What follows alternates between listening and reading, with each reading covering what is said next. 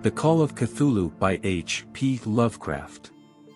Found among the papers of the late Francis Wayland Thurston, of Boston. Of such great powers or beings there may be conceivably a survival of a hugely remote period when consciousness was manifested, perhaps, in shapes and forms long since withdrawn before the tide of advancing humanity, forms of which poetry and legend alone have caught a flying memory and called them gods, monsters, mythical beings of all sorts and kinds. Algernon Blackwood. The Horror in Clay. The most merciful thing in the world, I think, is the inability of the human mind to correlate all its contents. We live on a placid island of ignorance in the midst of black seas of infinity, and it was not meant that we should voyage far.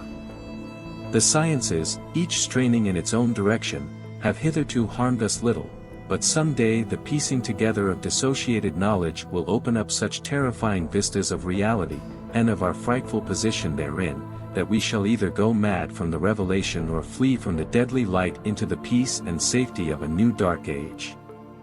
Theosophists have guessed at the awesome grandeur of the cosmic cycle wherein our world and human race form transient incidents. They have hinted at strange survivals in terms which would freeze the blood if not masked by a bland optimism. But it is not from them that there came the single glimpse of forbidden eons which chills me when I think of it and maddens me when I dream of it. That glimpse, like all dread glimpses of truth, flashed out from an accidental piecing together of separated things, in this case an old newspaper item and the notes of a dead professor. I hope that no one else will accomplish this piecing out. Certainly, if I live, I shall never knowingly supply a link in so hideous a chain. I think that the professor, too, intended to keep silent regarding the part he knew, and that he would have destroyed his notes had not sudden death seized him. My knowledge of the thing began in the winter of 1926-27 with the death of my granduncle George Gamble Angel, Professor Emeritus of Semitic Languages in Brown University, Providence, Rhode Island. Professor Angel was widely known as an authority on ancient inscriptions, and had frequently been resorted to by the heads of prominent museums, so that his passing at the age of 92 may be recalled by many. Locally, interest was intensified by the obscurity of the cause of death.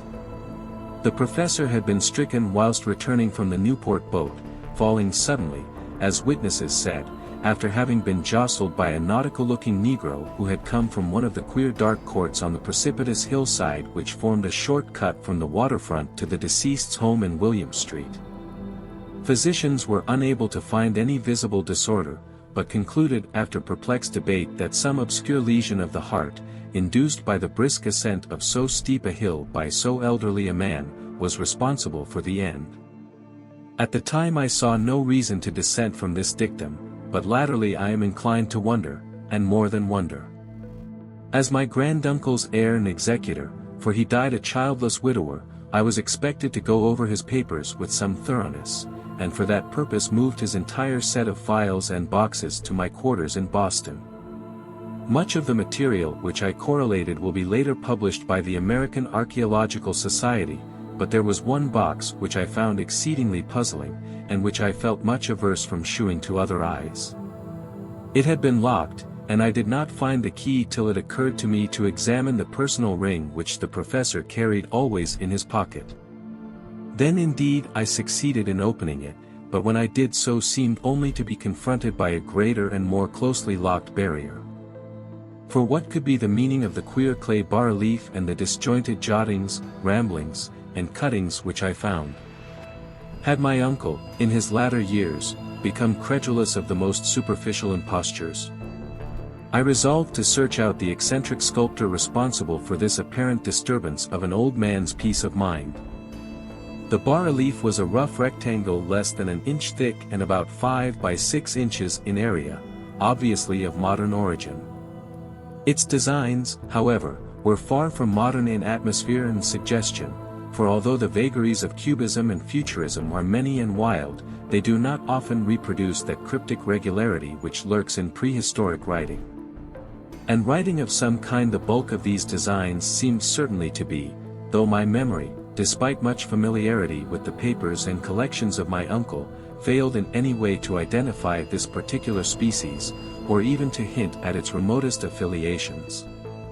Above these apparent hieroglyphics was a figure of evidently pictorial intent, though its impressionistic execution forbade a very clear idea of its nature. It seemed to be a sort of monster, or symbol representing a monster, of a form which only a diseased fancy could conceive. If I say that my somewhat extravagant imagination yielded simultaneous pictures of an octopus, a dragon, and a human caricature, I shall not be unfaithful to the spirit of the thing. A pulpy, tentacled head surmounted a grotesque and scaly body with rudimentary wings, but it was the general outline of the whole which made it most shockingly frightful. Behind the figure was a vague suggestion of a cyclopean architectural background. The writing accompanying this oddity was, aside from a stack of press cuttings, in Professor Engel's most recent hand, and made no pretense to literary style. What seemed to be the main document was headed, Cthulhu Cult, in characters painstakingly printed to avoid the erroneous reading of a word so unheard of. The manuscript was divided into two sections, the first of which was headed, 1925, Dream and Dream Work of H. Wilcox, 7, Thomas Street, Providence, Rhode Island, and the second, Narrative of Inspector John R. LeGrasse, 121, Bienville Street, New Orleans, Louisiana, at 1908 A.S. MTG. Notes on same, and Professor Webb's ACCT. The other manuscript papers were all brief notes, some of them accounts of the queer dreams of different persons, some of them citations from theosophical books and magazines, notably W. Scott Eliot's Atlantis and the Lost Lemuria, and the rest comments on long-surviving secret societies and hidden cults, with references to passages in such mythological and anthropological sourcebooks as Fraser's Golden Bough and Miss Murray's Witch Cult in Western Europe. The cuttings largely alluded to outre mental illnesses and outbreaks of group folly or mania in the spring of 1925. The first half of the principal manuscript told a very peculiar tale. It appears that on March 1, 1925, a thin, dark young man of neurotic and excited aspect had called upon Professor Angel bearing the singular clay bas-relief, which was then exceedingly damp and fresh. His card bore the name of Henry Anthony Wilcox, and my uncle had recognized him as the youngest son of an excellent family slightly known to him, who had latterly been studying sculpture at the Rhode Island School of Design and living alone at the Fleur-de-Lis building near that institution. Wilcox was a precocious youth of known genius but great eccentricity, and had from childhood excited attention through the strange stories and odd dreams he was in the habit of relating. He called himself psychically hypersensitive, but the staid folk of the ancient commercial city dismissed him as merely queer. Never mingling much with his kind, he had dropped gradually from social visibility, and was now known only to a small group of aesthetes from other towns. Even the Providence Art Club, anxious to preserve its conservatism, had found him quite hopeless. On the occasion of the visit, ran the professor's manuscript, the sculptor abruptly asked for the benefit of his host's archaeological knowledge in identifying the hieroglyphics on the bas-relief. He spoke in a dreamy, stilted manner which suggested pose and alienated sympathy, and my uncle shewed some sharpness in replying, for the conspicuous freshness of the tablet implied kinship with anything but archaeology. Young Wilcox's rejoinder, which impressed my uncle enough to make him recall and record it verbatim, was of a fantastically poetic cast which must have typified his whole conversation, and which I have since found highly characteristic of him. He said, "It is new, indeed, for I made it last night in a dream of strange cities, and dreams are older than brooding Tyre, or the contemplative Sphinx, or garden-girdled Babylon." It was then that he began that rambling tale which suddenly played upon a sleeping memory and won the fevered interest of my uncle. There had been a slight earthquake tremor the night before, the most considerable felt in New England for some years, and Wilcox's imagination had been keenly affected. Upon retiring, he had had an unprecedented dream of great cyclopean cities of Titan blocks and sky-flung monoliths, all dripping with green ooze and sinister with latent horror. Hieroglyphics had covered the walls and pillars, and from some undetermined point below had come a voice that was not a voice, a chaotic sensation which only fancy could transmute into sound, but which he attempted to render by the almost unpronounceable jumble of letters, Cthulhu mythos. This verbal jumble was the key to the recollection which excited and disturbed Professor Angel. He questioned the sculptor with scientific minuteness, and studied with almost frantic intensity the bas-relief on which the youth had found himself working, chilled and clad only in his nightclothes, when waking had stolen bewilderingly over him. My uncle blamed his old age, Wilcox afterward said, for his slowness in recognizing both hieroglyphics and pictorial design. Many of his questions seemed highly out of place to his visitor, especially those which tried to connect the latter with strange cults or societies, and Wilcox could not understand the repeated promises of silence which he was offered in exchange for an admission of membership in some widespread mystical or paganly religious body. When Professor Angel became convinced that the sculptor was indeed ignorant of any cult or system of cryptic lore, he besieged his visitor with demands for future reports of dreams. This bore regular fruit, for after the first interview the manuscript records daily calls of the young man, during which he related startling fragments of nocturnal imagery whose burden was always some terrible cyclopean vista of dark and dripping stone, with a subterranean voice or intelligence shouting monotonously in enigmatical sense impacts uninscribable save as gibberish. The two sounds most frequently repeated are those rendered by the letters Cthulhu and Relia. On March 23d, the manuscript continued, Wilcox failed to appear, and inquiries at his quarters revealed that he had been stricken with an obscure sort of fever and taken to the home of his family in Waterman Street.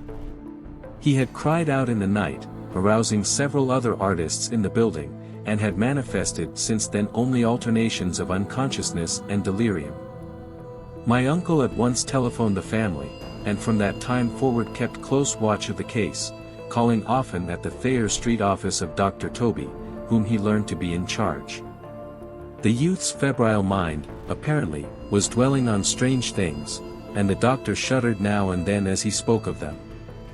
They included not only a repetition of what he had formerly dreamed, but touched wildly on a gigantic thing miles high which walked or lumbered about.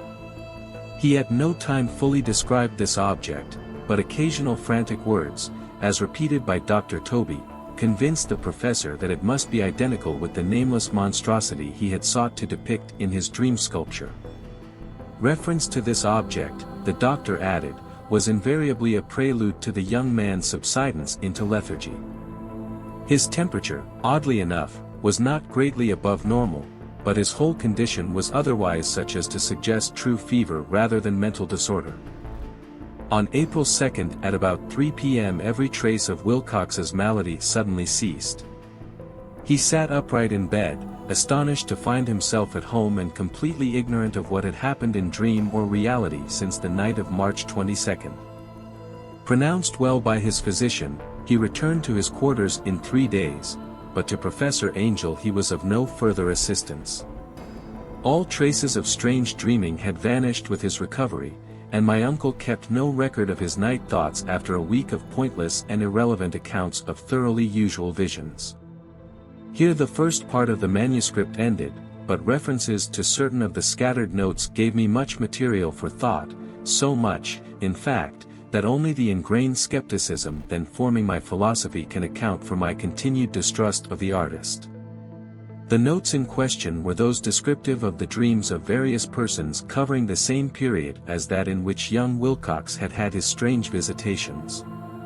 My uncle, it seems, had quickly instituted a prodigiously far-flung body of inquiries amongst nearly all the friends whom he could question without impertinence, asking for nightly reports of their dreams, and the dates of any notable visions for some time past. The reception of his request seems to have been varied, but he must, at the very least, have received more responses than any ordinary man could have handled without a secretary. This original correspondence was not preserved, but his notes formed a thorough and really significant digest. Average people in society and business, New England's traditional salt of the earth, gave an almost completely negative result, though scattered cases of uneasy but formless nocturnal impressions appear here and there, always between March 23d and April 2nd, the period of young Wilcox's delirium. Scientific men were little more affected, though 4 cases of vague description suggest fugitive glimpses of strange landscapes, and in one case there is mentioned a dread of something abnormal. It was from the artists and poets that the pertinent answers came, and I know that panic would have broken loose had they been able to compare notes. As it was, lacking their original letters, I have suspected the compiler of having asked leading questions, or of having edited the correspondence in corroboration of what he had latently resolved to see. That is why I continue to feel that Wilcox, somehow cognizant of the old data which my uncle had possessed, had been imposing on the veteran scientist. These responses from aesthetes told a disturbing tale.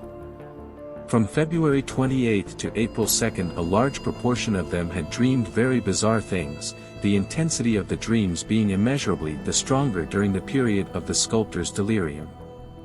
Over a fourth of those who reported anything, reported scenes and half-sounds not unlike those which Wilcox had described, and some of the dreamers confessed acute fear of the gigantic nameless thing visible toward the last. One case, which the note describes with emphasis, was very sad. The subject, a widely known architect with leanings toward theosophy and occultism, went violently insane on the date of young Wilcox's seizure, and expired several months later after incessant screamings to be saved from some escaped denizen of hell. Had my uncle referred to these cases by name instead of merely by number, I should have attempted some corroboration and personal investigation, but as it was, I succeeded in tracing down only a few. All of these, however, bore out the notes in full. I have often wondered if all the objects of the professor's questioning felt as puzzled as did this fraction. It is well that no explanation shall ever reach them.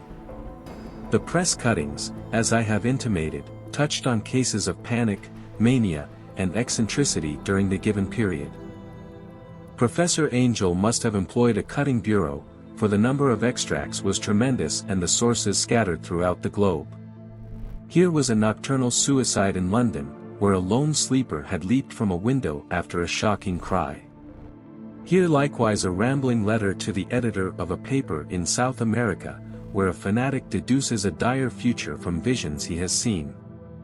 A dispatch from California describes a theosophist colony as donning white robes en masse for some glorious fulfillment, which never arrives, whilst items from India speak guardedly of serious native unrest toward the end of March. Voodoo orgies multiply in Haiti, and African outposts report ominous mutterings. American officers in the Philippines find certain tribes bothersome about this time, and New York policemen are mobbed by hysterical Levantines on the night of March 22 to 23. The west of Ireland, too, is full of wild rumor and legendary, and a fantastic painter named Arduabano hangs a blasphemous dream landscape in the Paris Spring Salon of 1926. And so numerous are the recorded troubles in insane asylums, that only a miracle can have stopped the medical fraternity from noting strange parallelisms and drawing mystified conclusions. A weird bunch of cuttings, all told, and I can at this date scarcely envisage the callous rationalism with which I set them aside. But I was then convinced that young Wilcox had known of the older matters mentioned by the professor. The tale of Inspector Legrasse. The older matters which had made the sculptor's dream and bas-relief so significant to my uncle formed the subject of the second half of his long manuscript.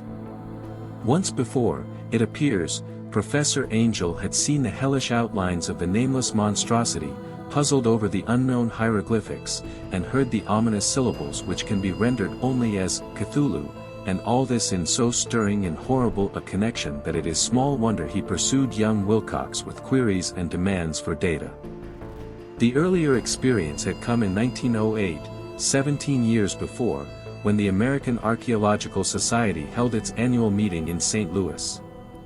Professor Angel, as befitted one of his authority and attainments, had had a prominent part in all the deliberations, and was one of the first to be approached by the several outsiders who took advantage of the convocation to offer questions for correct answering and problems for expert solution.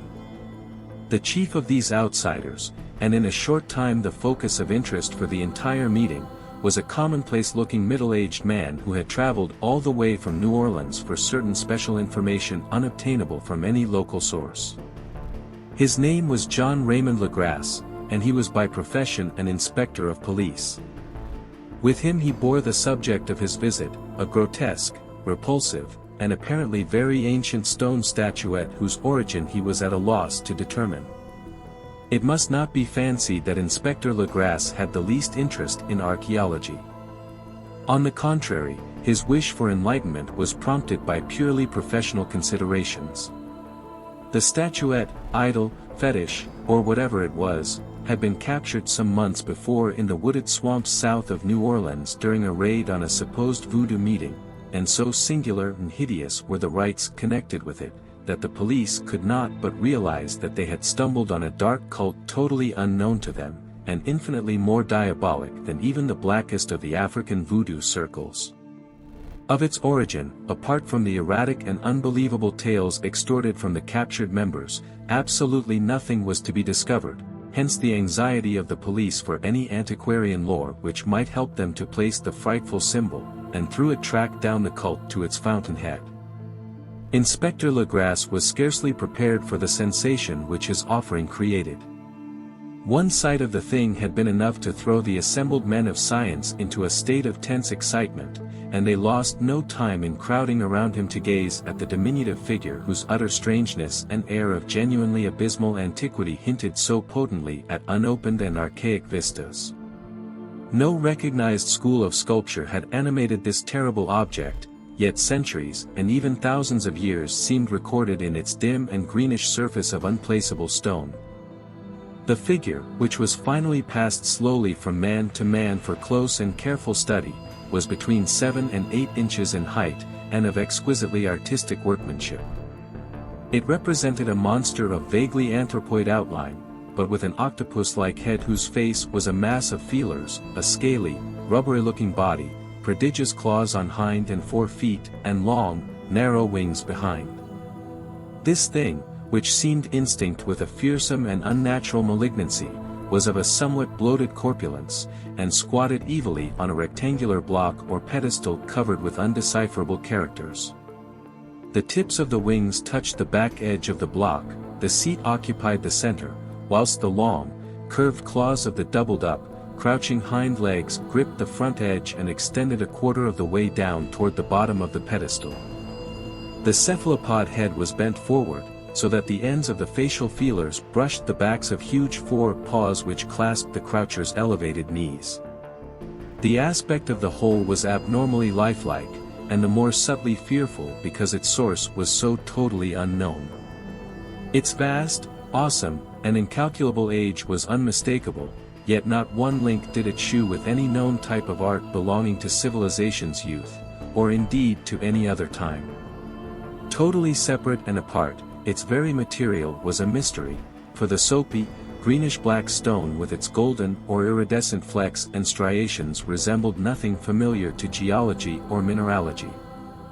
The characters along the base were equally baffling, and no member present, despite a representation of half the world's expert learning in this field, could form the least notion of even their remotest linguistic kinship. They, like the subject and material, belonged to something horribly remote and distinct from mankind as we know it, something frightfully suggestive of old and unhallowed cycles of life in which our world and our conceptions have no part. And yet, as the members severally shook their heads and confessed defeat at the inspector's problem, there was one man in that gathering who suspected a touch of bizarre familiarity in the monstrous shape and writing, and who presently told with some diffidence of the odd trifle he knew.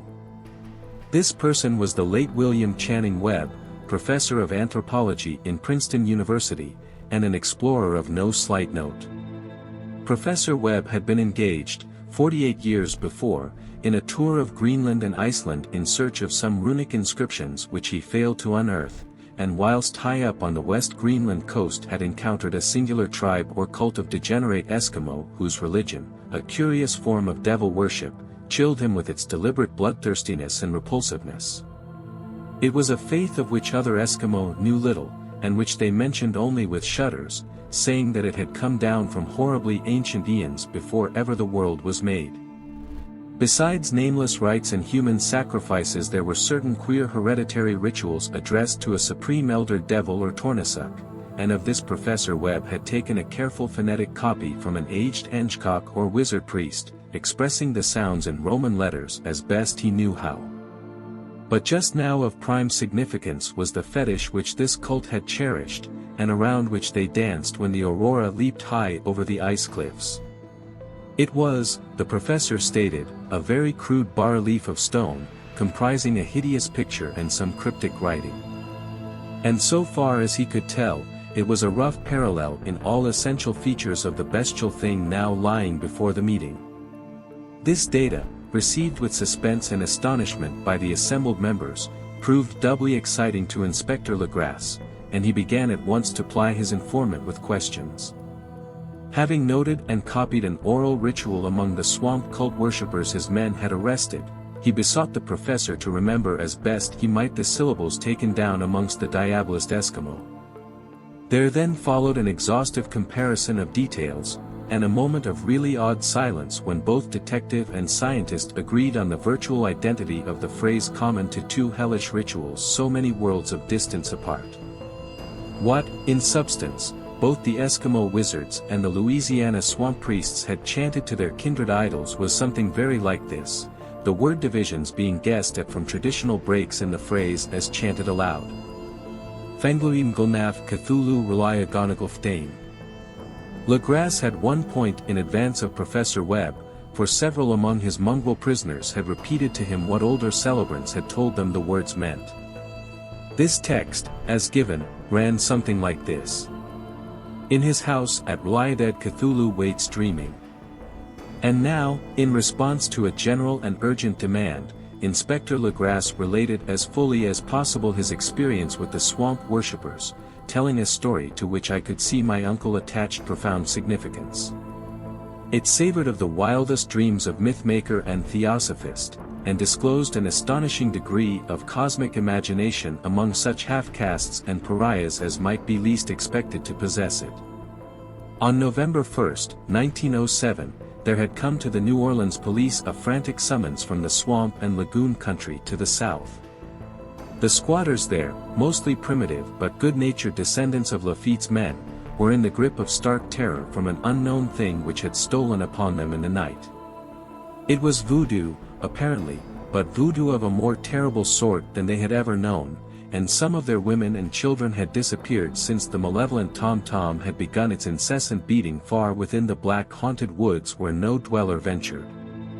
There were insane shouts and harrowing screams, soul-chilling chants and dancing devil flames, and, the frightened messenger added, the people could stand it no more. So a body of 20 police, filling 2 carriages and an automobile, had set out in the late afternoon with the shivering squatter as a guide. At the end of the passable road they alighted, and for miles splashed on in silence through the terrible cypress woods where day never came.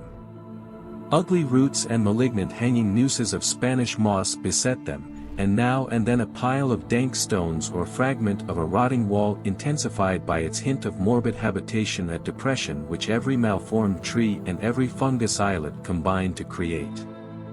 At length the squatter settlement, a miserable huddle of huts, hove in sight, and hysterical dwellers ran out to cluster around the group of bobbing lanterns. The muffled beat of tom-toms was now faintly audible far, far ahead, and a curdling shriek came at infrequent intervals when the wind shifted. A reddish glare, too, seemed to filter through the pale undergrowth beyond endless avenues of forest night. Reluctant even to be left alone again, each one of the cowed squatters refused point-blank to advance another inch toward the scene of unholy worship, so Inspector Legrasse and his 19 colleagues plunged on unguided into black arcades of horror that none of them had ever trod before. The region now entered by the police was one of traditionally evil repute, substantially unknown and untraversed by white men. There were legends of a hidden lake unglimpsed by mortal sight, in which dwelt a huge, formless white polypus thing with luminous eyes, and squatters whispered that bat-winged devils flew up out of caverns in inner earth to worship it at midnight. They said it had been there before d'Iberville, before La Salle, before the Indians, and before even the wholesome beasts and birds of the woods. It was nightmare itself, and to see it was to die. But it made men dream, and so they knew enough to keep away. The present voodoo orgy was, indeed, on the merest fringe of this abhorred area, but that location was bad enough, hence perhaps the very place of the worship had terrified the squatters more than the shocking sounds and incidents. Only poetry or madness could do justice to the noises heard by Legras's men as they plowed on through the black morass toward the red glare and the muffled tom-toms. There are vocal qualities peculiar to men, and vocal qualities peculiar to beasts, and it is terrible to hear the one when the source should yield the other. Animal fury and orgiastic license here whipped themselves to demoniac heights by howls and squawking ecstasies that tore and reverberated through those night woods like pestilential tempests from the gulfs of hell. Now and then the less organized ululation would cease, and from what seemed a well-drilled chorus of hoarse voices would rise in sing-song chant that hideous phrase or ritual. Fangluim Gulnaf Cthulhu Relaya Gonagulftain. Then the men, having reached a spot where the trees were thinner, came suddenly in sight of the spectacle itself. 4 of them reeled, 1 fainted, and 2 were shaken into a frantic cry which the mad cacophony of the orgy fortunately deadened. Legras dashed swamp water on the face of the fainting man, and all stood trembling and nearly hypnotized with horror. In a natural glade of the swamp stood a grassy island of perhaps an acre's extent, clear of trees and tolerably dry. On this now leaped and twisted a more indescribable horde of human abnormality than any but a Sime or an Angarola could paint. Void of clothing, this hybrid spawn were braying, bellowing, and writhing about a monstrous ring-shaped bonfire, in the center of which, revealed by occasional rifts in the curtain of flame, stood a great granite monolith some 8 feet in height, on top of which, incongruous with its diminutiveness, rested the noxious carven statuette. From a wide circle of 10 scaffolds set up at regular intervals with the flame-girt monolith as a center hung, head downward, the oddly marred bodies of the helpless squatters who had disappeared. It was inside this circle that the ring of worshippers jumped and roared, the general direction of the mass motion being from left to right in endless bacchanal between the ring of bodies and the ring of fire. It may have been only imagination, and it may have been only echoes which induced one of the men, an excitable Spaniard, to fancy he heard antiphonal responses to the ritual from some far and unillumined spot deeper within the wood of ancient legendary and horror. This man, Joseph D. Galvez, I later met and questioned, and he proved distractingly imaginative. He indeed went so far as to hint of the faint beating of great wings, and of a glimpse of shining eyes and a mountainous white bulk beyond the remotest trees, but I suppose he had been hearing too much native superstition. Actually, the horrified pause of the men was of comparatively brief duration. Duty came first, and although there must have been nearly 100 mongrel celebrants in the throng, the police relied on their firearms and plunged determinedly into the nauseous rout. For 5 minutes the resultant din and chaos were beyond description. Wild blows were struck, shots were fired, and escapes were made, but in the end Legras was able to count some 47 sullen prisoners, whom he forced to dress in haste and fall into line between 2 rows of policemen. 5 of the worshippers lay dead, and 2 severely wounded ones were carried away on improvised stretchers by their fellow prisoners. The image on the monolith, of course, was carefully removed and carried back by Legras. Examined at headquarters after a trip of intense strain and weariness, the prisoners all proved to be men of a very low, mixed-blooded, and mentally aberrant type. Most were seamen, and a sprinkling of Negroes and mulattoes, largely West Indians or Brava Portuguese from the Cape Verde Islands, gave a coloring of voodooism to the heterogeneous cult. But before many questions were asked, it became manifest that something far deeper and older than Negro fetishism was involved. Degraded and ignorant as they were, the creatures held with surprising consistency to the central idea of their loathsome faith. They worshipped, so they said, the great old ones who lived ages before there were any men, and who came to the young world out of the sky. Those old ones were gone now, inside the earth and under the sea, but their dead bodies had told their secrets in dreams to the first men, who formed a cult which had never died. This was that cult, and the prisoners said it had always existed and always would exist, hidden in distant wastes and dark places all over the world until the time when the great priest Cthulhu, from his dark house in the mighty city of R'lyeh under the waters, should rise and bring the earth again beneath his sway. Some day he would call, when the stars were ready, and the secret cult would always be waiting to liberate him. Meanwhile no more must be told. There was a secret which even torture could not extract. Mankind was not absolutely alone among the conscious things of earth, for shapes came out of the dark to visit the faithful few. But these were not the great old ones. No man had ever seen the old ones. The carven idol was great Cthulhu, but none might say whether or not the others were precisely like him. No one could read the old writing now, but things were told by word of mouth. The chanted ritual was not the secret, that was never spoken aloud, only whispered. The chant meant only this: in his house at R'lyeh Cthulhu waits dreaming. Only 2 of the prisoners were found sane enough to be hanged, and the rest were committed to various institutions. All denied a part in the ritual murders, and averred that the killing had been done by black-winged ones which had come to them from their immemorial meeting place in the haunted wood. But of those mysterious allies no coherent account could ever be gained. What the police did extract, came mainly from an immensely aged mestizo named Castro, who claimed to have sailed to strange ports and talked with undying leaders of the cult in the mountains of China. Old Castro remembered bits of hideous legend that paled the speculations of theosophists and made man and the world seem recent and transient indeed. There had been eons when other things ruled on the earth, and they had had great cities. Remains of them, he said the deathless Chinamen had told him, were still to be found as cyclopean stones on islands in the Pacific. They all died vast epochs of time before men came, but there were arts which could revive them when the stars had come round again to the right positions in the cycle of eternity.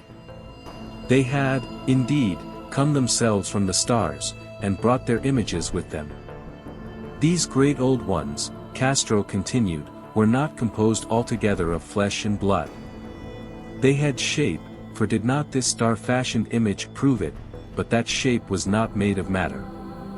When the stars were right, they could plunge from world to world through the sky, but when the stars were wrong, they could not live. But although they no longer lived, they would never really die. They all lay in stone houses in their great city of R'lyeh, preserved by the spells of mighty Cthulhu for a glorious resurrection when the stars and the earth might once more be ready for them. But at that time some force from outside must serve to liberate their bodies. The spells that preserved them intact likewise prevented them from making an initial move, and they could only lie awake in the dark and think whilst uncounted millions of years rolled by.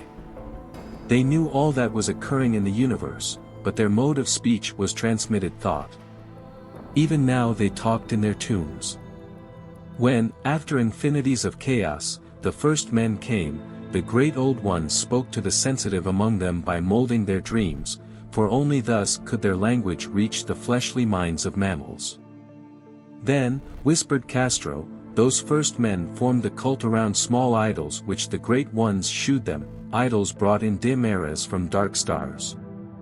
That cult would never die till the stars came right again, and the secret priests would take great Cthulhu from his tomb to revive his subjects and resume his rule of earth. The time would be easy to know, for then mankind would have become as the great old ones, free and wild and beyond good and evil, with laws and morals thrown aside and all men shouting and killing and reveling in joy. Then the liberated old ones would teach them new ways to shout and kill and revel and enjoy themselves, and all the earth would flame with a holocaust of ecstasy and freedom. Meanwhile the cult, by appropriate rites, must keep alive the memory of those ancient ways and shadow forth the prophecy of their return. In the elder time chosen men had talked with the entombed old ones in dreams, but then something had happened. The great stone city Relia, with its monoliths and sepulchres, had sunk beneath the waves, and the deep waters, full of the one primal mystery through which not even thought can pass, had cut off the spectral intercourse. But memory never died, and high priests said that the city would rise again when the stars were right.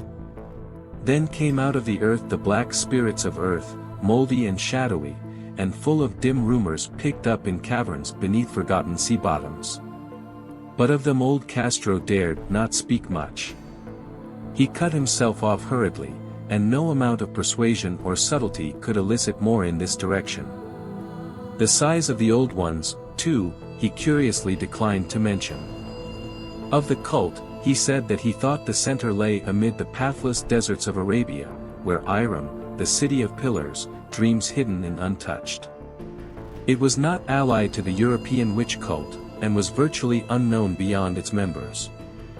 No book had ever really hinted of it, though the deathless Chinamen said that there were double meanings in the Necronomicon of the mad Arab Abdul al-Hazard which the initiated might read as they chose, especially the much-discussed couplet. That is not dead which can eternal lie. And with strange aeons even death may die. Legras, deeply impressed and not a little bewildered, had inquired in vain concerning the historic affiliations of the cult. Castro, apparently, had told the truth when he said that it was wholly secret. The authorities at Tulane University could shed no light upon either cult or image, and now the detective had come to the highest authorities in the country and met with no more than the Greenland tale of Professor Webb. The feverish interest aroused at the meeting by Legras' tale, corroborated as it was by the statuette, is echoed in the subsequent correspondence of those who attended, although scant mention occurs in the formal publications of the Society. Caution is the first care of those accustomed to face occasional charlatanry and imposture. Legras for some time lent the image to Professor Webb, but at the latter's death it was returned to him and remains in his possession, where I viewed it not long ago. It is truly a terrible thing, and unmistakably akin to the dream sculpture of young Wilcox. That my uncle was excited by the tale of the sculptor I did not wonder, for what thoughts must arise upon hearing, after a knowledge of what Legras had learned of the cult, of a sensitive young man who had dreamed not only the figure and exact hieroglyphics of the swamp-found image and the Greenland devil tablet, but had come in his dreams upon at least 3 of the precise words of the formula uttered alike by Eskimo diabolists and mongrel Louisianans.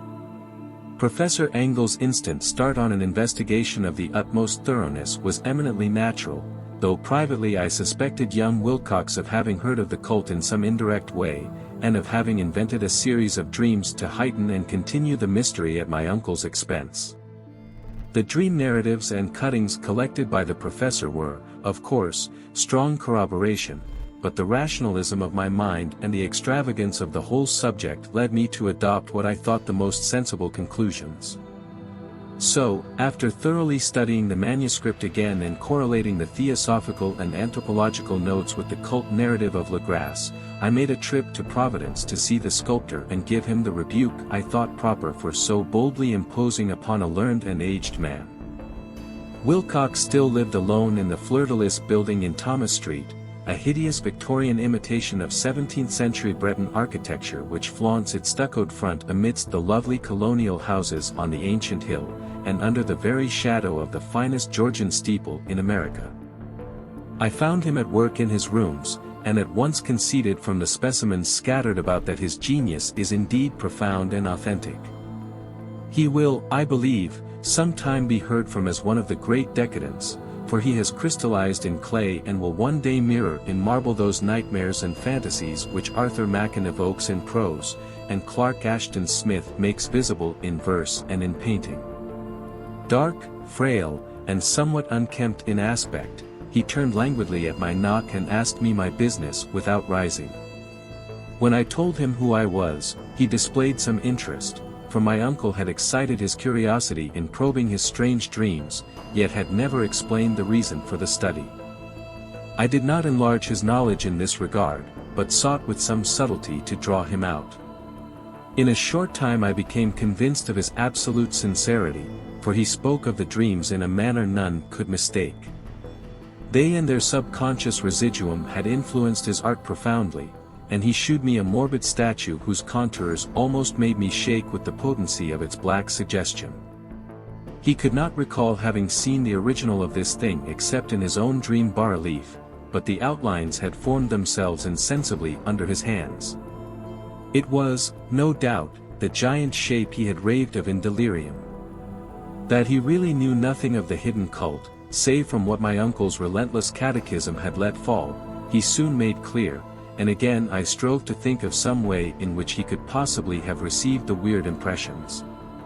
He talked of his dreams in a strangely poetic fashion, making me see with terrible vividness the damp cyclopean city of slimy green stone, whose geometry, he oddly said, was all wrong, and hear with frightened expectancy the ceaseless, half-mental calling from underground, Cthulhu mythos, Cthulhu mythos. These words had formed part of that dread ritual which told of dead Cthulhu's dream vigil in his stone vault at R'lyeh, and I felt deeply moved despite my rational beliefs. Wilcox, I was sure, had heard of the cult in some casual way, and had soon forgotten it amidst the mass of his equally weird reading and imagining. Later, by virtue of its sheer impressiveness, it had found subconscious expression in dreams, in the bas-relief, and in the terrible statue I now beheld, so that his imposture upon my uncle had been a very innocent one. The youth was of a type, at once slightly affected and slightly ill-mannered, which I could never like, but I was willing enough now to admit both his genius and his honesty. I took leave of him amicably, and wish him all the success his talent promises. The matter of the cult still remained to fascinate me, and at times I had visions of personal fame from researches into its origin and connections. I visited New Orleans, talked with Legrasse and others of that old-time raiding party, saw the frightful image, and even questioned such of the mongrel prisoners as still survived. Old Castro, unfortunately, had been dead for some years. What I now heard so graphically at first hand, though it was really no more than a detailed confirmation of what my uncle had written, excited me afresh, for I felt sure that I was on the track of a very real, very secret, and very ancient religion whose discovery would make me an anthropologist of note. My attitude was still one of absolute materialism, as I wish it still were, and I discounted with almost inexplicable perversity the coincidence of the dream notes and odd cuttings collected by Professor Angel. One thing I began to suspect, and which I now fear I know, is that my uncle's death was far from natural. He fell on a narrow hill street leading up from an ancient waterfront swarming with foreign mongrels, after a careless push from a Negro sailor. I did not forget the mixed blood and marine pursuits of the cult members in Louisiana, and would not be surprised to learn of secret methods and poison needles as ruthless and as anciently known as the cryptic rites and beliefs. Legrasse and his men, it is true, have been let alone, but in Norway a certain seaman who saw things is dead. Might not the deeper inquiries of my uncle after encountering the sculptor's data have come to sinister ears? I think Professor Angel died because he knew too much, or because he was likely to learn too much. Whether I shall go as he did remains to be seen, for I have learned much now. The madness from the sea. If heaven ever wishes to grant me a boon, it will be a total effacing of the results of a mere chance which fixed my eye on a certain stray piece of shelf paper. It was nothing on which I would naturally have stumbled in the course of my daily round, for it was an old number of an Australian journal, the Sydney Bulletin for April 18, 1925. It had escaped even the cutting bureau which had at the time of its issuance been avidly collecting material for my uncle's research. I had largely given over my inquiries into what Professor Angel called the Cthulhu cult, and was visiting a learned friend in Paterson, New Jersey, the curator of a local museum and a mineralogist of note. Examining one day the reserve specimens roughly set on the storage shelves in a rear room of the museum, my eye was caught by an odd picture in one of the old papers spread beneath the stones. It was the Sydney Bulletin I have mentioned, for my friend has wide affiliations in all conceivable foreign parts, and the picture was a half-tone cut of a hideous stone image almost identical with that which Legras had found in the swamp. Eagerly clearing the sheet of its precious contents, I scanned the item in detail, and was disappointed to find it of only moderate length. What it suggested, however, was of portentous significance to my flagging quest, and I carefully tore it out for immediate action. It read as follows. Mystery derelict found at sea. Vigilant arrives with helpless armed New Zealand yacht in tow. One survivor and dead man found aboard. Tale of desperate battle and deaths at sea. Rescued seaman refuses. Particulars of strange experience. Odd idol found in his possession. Inquiry. To follow. The Morrison Company's freighter Vigilant, bound from Valparaiso, arrived this morning at its wharf in Darling Harbor, having in tow the battled and disabled but heavily armed steam yacht Alert of Dunedin, N.Z., which was sighted April 12 in S. latitude 34 degrees 21 minutes, W. longitude 152 degrees 17 minutes with one living and one dead man aboard. The Vigilant left Valparaiso March 25, and on April 2 was driven considerably south of her course by exceptionally heavy storms and monster waves. On April 12 the derelict was sighted, and though apparently deserted, was found upon boarding to contain one survivor in a half-delirious condition and one man who had evidently been dead for more than a week. The living man was clutching a horrible stone idol of unknown origin, about a foot in height, regarding whose nature authorities at Sydney University, the Royal Society, and the museum in College Street all profess complete bafflement, and which the survivor says he found in the cabin of the yacht, in a small carved shrine of common pattern. This man, after recovering his senses, told an exceedingly strange story of piracy and slaughter. He is Gustav Johansen, a Norwegian of some intelligence, and had been second mate of the two-masted schooner Emma of Auckland, which sailed for Callao February 20th with a complement of 11 men. The Emma, he says, was delayed and thrown widely south of her course by the great storm of March 1st, and on March 22nd, in S. latitude 49 degrees 51 minutes, W. longitude 128 degrees 34 minutes, encountered the Alert, manned by a queer and evil-looking crew of Kanakas and half-castes. Being ordered peremptorily to turn back, Captain Collins refused, whereupon the strange crew began to fire savagely and without warning upon the schooner with a peculiarly heavy battery of brass cannon forming part of the yacht's equipment. The Emma's men shoot fight, says the survivor, and though the schooner began to sink from shots beneath the waterline they managed to heave alongside their enemy and board her, grappling with the savage crew on the yacht's deck, and being forced to kill them all, the number being slightly superior, because of their particularly abhorrent and desperate though rather clumsy mode of fighting. 3 of the Emma's men, including Captain Collins and First Mate Green, were killed, and the remaining 8 under Second Mate Johansen proceeded to navigate the captured yacht, going ahead in their original direction to see if any reason for their ordering back had existed. The next day, it appears, they raised and landed on a small island, although none is known to exist in that part of the ocean, and 6 of the men somehow died ashore, though Johansen is queerly reticent about this part of his story, and speaks only of their falling into a rock chasm.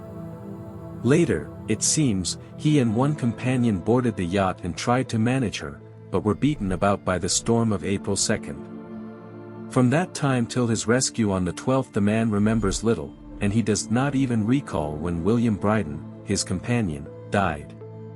Bryden's death reveals no apparent cause, and was probably due to excitement or exposure.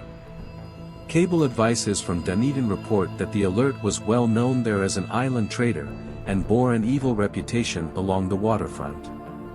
It was owned by a curious group of half-castes whose frequent meetings and night trips to the woods attracted no little curiosity, and it had set sail in great haste just after the storm and earth tremors of March 1st.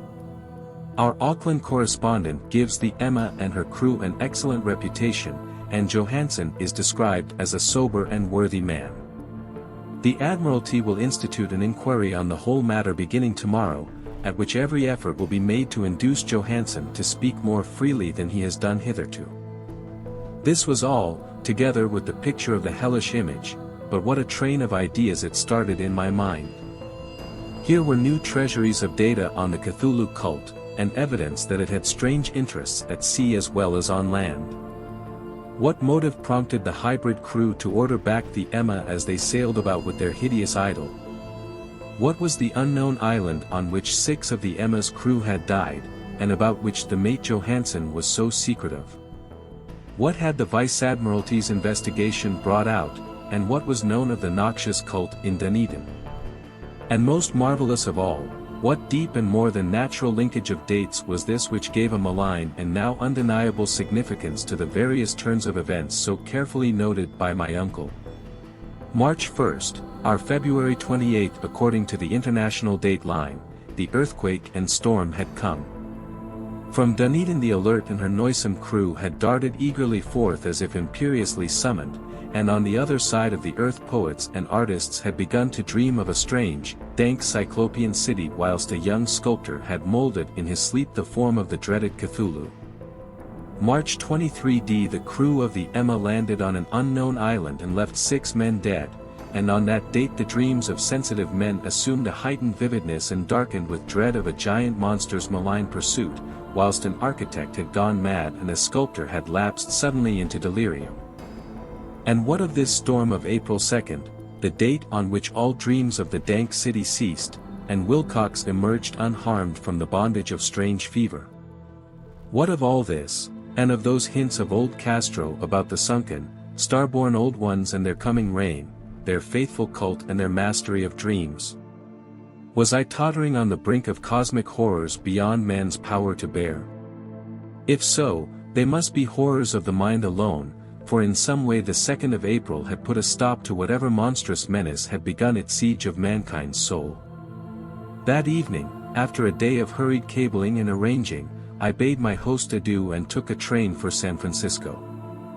In less than a month I was in Dunedin, where, however, I found that little was known of the strange cult members who had lingered in the old sea taverns.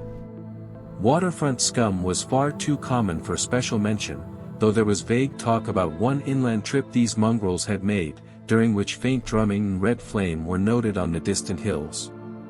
In Auckland I learned that Johansen had returned with yellow hair turned white after a perfunctory and inconclusive questioning at Sydney, and had thereafter sold his cottage in West Street and sailed with his wife to his old home in Oslo. Of his stirring experience he would tell his friends no more than he had told the Admiralty officials, and all they could do was to give me his Oslo address. After that I went to Sydney and talked profitlessly with seamen and members of the Vice Admiralty Court. I saw the Alert, now sold and in commercial use, at Circular Quay in Sydney Cove, but gained nothing from its non-committal bulk.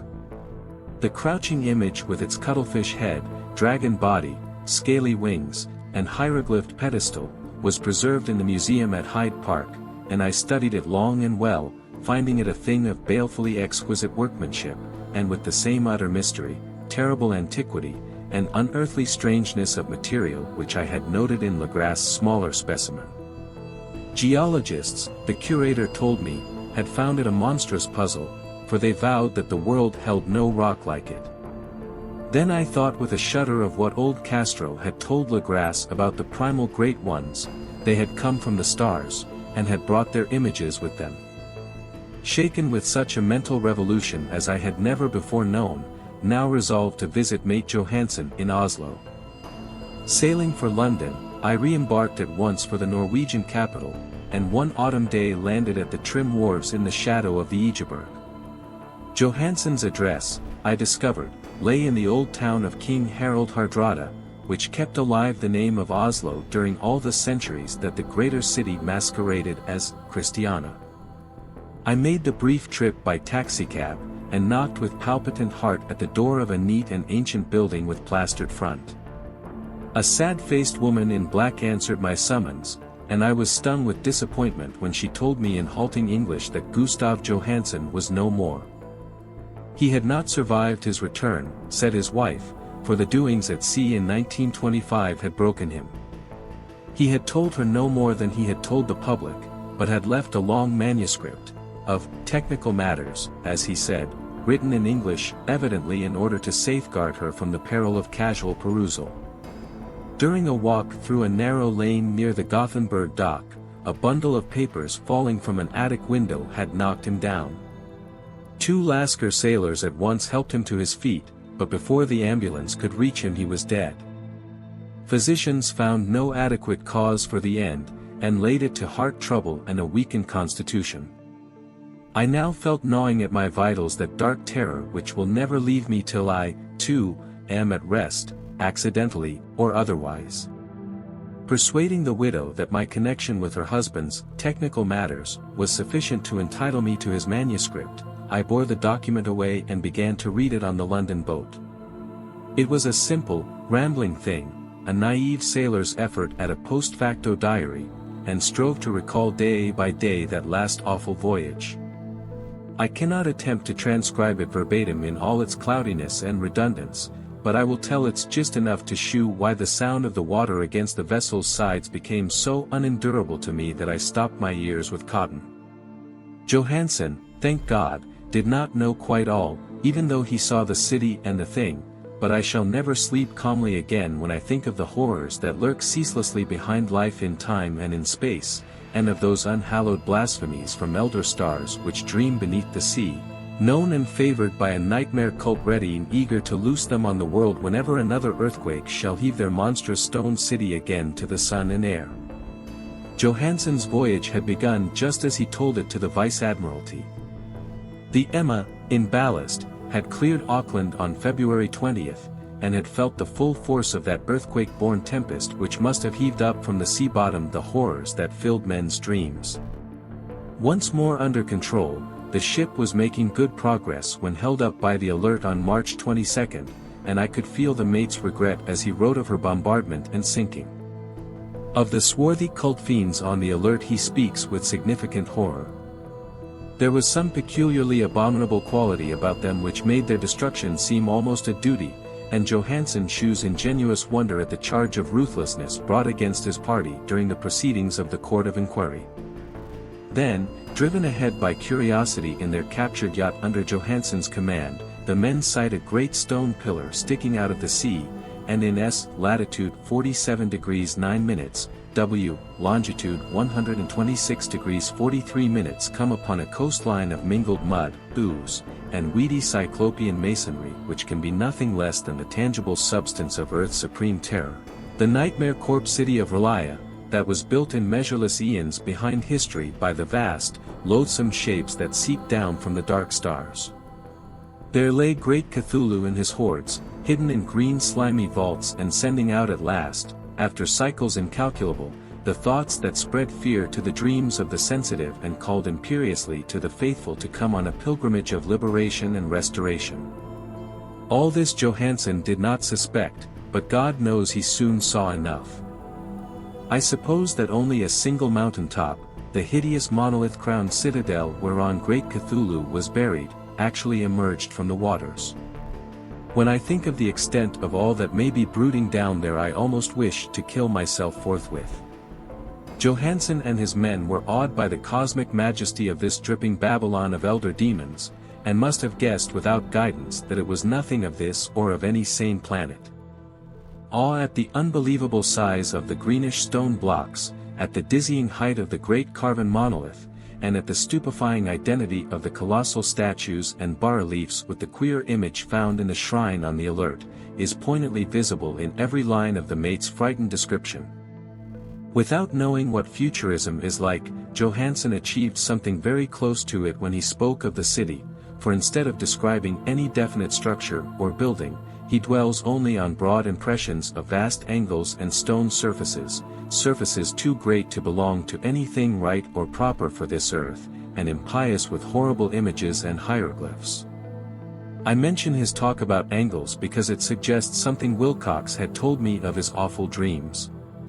He had said that the geometry of the dream place he saw was abnormal, non-Euclidean, and loathsomely redolent of spheres and dimensions apart from ours. Now an unlettered seaman felt the same thing whilst gazing at the terrible reality. Johansen and his men landed at a sloping mud bank on this monstrous acropolis, and clambered slipperily up over titan oozy blocks which could have been no mortal staircase. The very sun of heaven seemed distorted when viewed through the polarizing miasma welling out from this sea-soaked perversion, and twisted menace and suspense lurked leeringly in those crazily elusive angles of carven rock where a second glance shewed concavity after the first shewed convexity. Something very like fright had come over all the explorers before anything more definite than rock and ooze and weed was seen.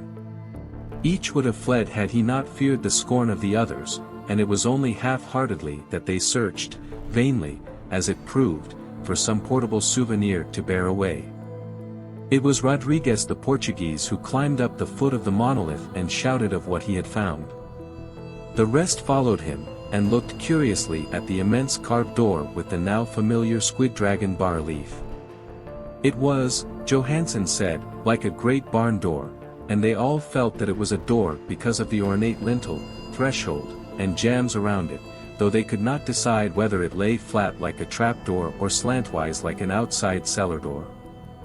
As Wilcox would have said, the geometry of the place was all wrong.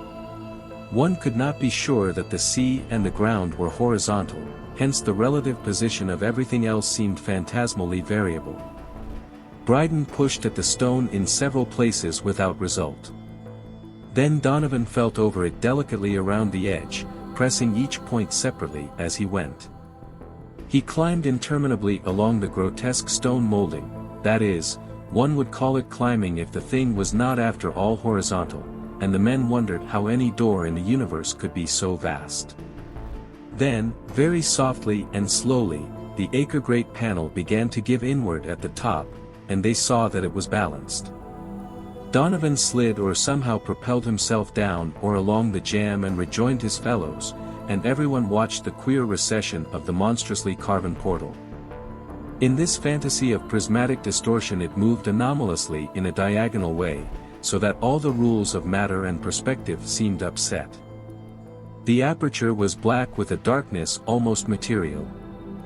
That tenebrousness was indeed a positive quality, for it obscured such parts of the inner walls as ought to have been revealed, and actually burst forth like smoke from its aeon-long imprisonment, visibly darkening the sun as it slunk away into the shrunken and gibbous sky on flapping membraneous wings. The odor arising from the newly opened depths was intolerable, and at length the quick-eared Hawkins thought he heard a nasty, slopping sound down there. Everyone listened, and everyone was listening still when it lumbered slobberingly into sight and gropingly squeezed its gelatinous green immensity through the black doorway into the tainted outside air of that poisoned city of madness. Poor Johansen's handwriting almost gave out when he wrote of this. Of the 6 men who never reached the ship, he thinks 2 perished of pure fright in that accursed instant.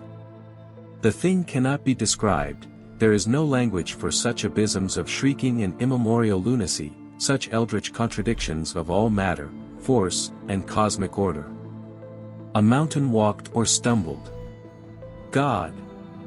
What wonder that across the earth a great architect went mad, and poor Wilcox raved with fever in that telepathic instant. The thing of the idols, the green, sticky spawn of the stars, had awaked to claim his own. The stars were right again, and what an age-old cult had failed to do by design, a band of innocent sailors had done by accident. After vigintillions of years great Cthulhu was loose again, and ravening for delight. 3 men were swept up by the flabby claws before anybody turned. God rest them, if there be any rest in the universe. They were Donovan, Guerrera, and Engstrom. Parker slipped as the other 3 were plunging frenziedly over endless vistas of green-crusted rock to the boat, and Johansen swears he was swallowed up by an angle of masonry which shouldn't have been there, an angle which was acute, but behaved as if it were obtuse. So only Bryden and Johansen reached the boat, and pulled desperately for the alert as the mountainous monstrosity flopped down the slimy stones and hesitated, floundering at the edge of the water. Steam had not been suffered to go down entirely, despite the departure of all hands for the shore, and it was the work of only a few moments of feverish rushing up and down between wheel and engines to get the alert underway.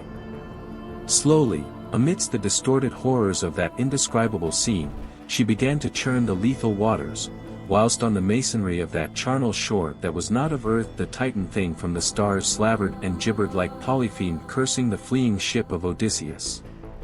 Then, bolder than the storied Cyclops, great Cthulhu slid greasily into the water and began to pursue with vast wave-raising strokes of cosmic potency. Bryden looked back and went mad, laughing shrilly as he kept on laughing at intervals till death found him one night in the cabin whilst Johansen was wandering deliriously. But Johansen had not given out yet. Knowing that the thing could surely overtake the alert until steam was fully up, he resolved on a desperate chance, and, setting the engine for full speed, ran lightning-like on deck and reversed the wheel. There was a mighty eddying and foaming in the noisome brine, and as the steam mounted higher and higher the brave Norwegian drove his vessel head-on against the pursuing jelly which rose above the unclean froth like the stern of a demon galleon. The awful squid head with writhing feelers came nearly up to the bowsprit of the sturdy yacht, but Johansen drove on relentlessly. There was a bursting as of an exploding bladder, a slushy nastiness as of a cloven sunfish, a stench as of 1,000 open graves, and a sound that the chronicler would not put on paper. For an instant the ship was befouled by an acrid and blinding green cloud, and then there was only a venomous seething astern, where, God in heaven, the scattered plasticity of that nameless sky spawn was nebulously recombining in its hateful original form, whilst its distance widened every second as the alert gained impetus from its mounting steam. That was all. After that Johansen only brooded over the idol in the cabin and attended to a few matters of food for himself and the laughing maniac by his side. He did not try to navigate after the first bold flight, for the reaction had taken something out of his soul. Then came the storm of April 2nd, and a gathering of the clouds about his consciousness. There is a sense of spectral whirling through liquid gulfs of infinity, of dizzying rides through reeling universes on a comet's tail, and of hysterical plunges from the pit to the moon and from the moon back again to the pit, all livened by a cachinnating chorus of the distorted, hilarious elder gods and the green, bat-winged mocking imps of Tartarus. Out of that dream came rescue, the Vigilant, the Vice-Admiralty Court, the streets of Dunedin, and the long voyage back home to the old house by the Egeberg. He could not tell, they would think him mad. He would write of what he knew before death came, but his wife must not guess. Death would be a boon if only it could blot out the memories. That was the document I read, and now I have placed it in the tin box beside the bas-relief and the papers of Professor Angel. With it shall go this record of mine, this test of my own sanity, wherein is pieced together that which I hope may never be pieced together again. I have looked upon all that the universe has to hold of horror, and even the skies of spring and the flowers of summer must ever afterward be poison to me. But I do not think my life will be long. As my uncle went, as poor Johansen went, so I shall go. I know too much, and the cult still lives. Cthulhu still lives, too, I suppose, again in that chasm of stone which has shielded him since the sun was young. His accursed city is sunken once more, for the Vigilant sailed over the spot after the April storm, but his ministers on earth still bellow and prance and slay around idol-capped monoliths in lonely places. He must have been trapped by the sinking whilst within his black abyss, or else the world would by now be screaming with fright and frenzy. Who knows the end? What has risen may sink, and what has sunk may rise. Loathsomeness waits and dreams in the deep, and decay spreads over the tottering cities of men. A time will come, but I must not and cannot think. Let me pray that, if I do not survive this manuscript, my executors may put caution before audacity and see that it meets no other eye.